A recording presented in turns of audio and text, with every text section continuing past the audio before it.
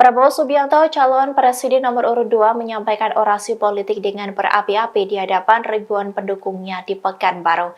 Ia membahas terkait debat Capres yang berlangsung pada Minggu 7 Januari 2024. Prabowo pun juga menyindir sosok yang bermuka tebal. Dikutip dari Tribun Pekanbaru, hal itu diungkapkan oleh Prabowo saat menghadiri konsolidasi relawan Prabowo Gibran seprovinsi Riau di gelanggang olahraga atau GOR Pekanbaru Riau pada Selasa 9 Januari 2024. Dalam kesempatan itu, ia menyinggung capres lain yang menurutnya banyak omon dan banyak kelirunya juga.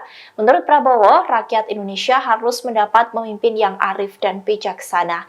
Ia lantas menyebut ada manusianya yang bermuka tebal, sebab sosok tersebut telah diberi dukungan olehnya namun kini justru dibalas dengan kedengkian.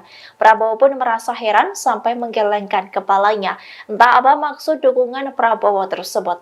Namun pada debat Capres pertama, Prabowo sempat mengungkit dirinya selaku Ketua Umum Gerindra mengusung Anies Baswedan menjadi calon Gubernur DKI Jakarta di Pilkada 2017 hingga terpilih. Dalam pidatonya ini, Prabowo juga menyinggung penilaian yang diberikan Anies Baswedan saat debat kepada dirinya yakni 11 dari 100. Ia menegaskan tidak akan peduli dengan pernyataan Anies tersebut. Download Tribun X sekarang, menghadirkan lokal menjadi Indonesia.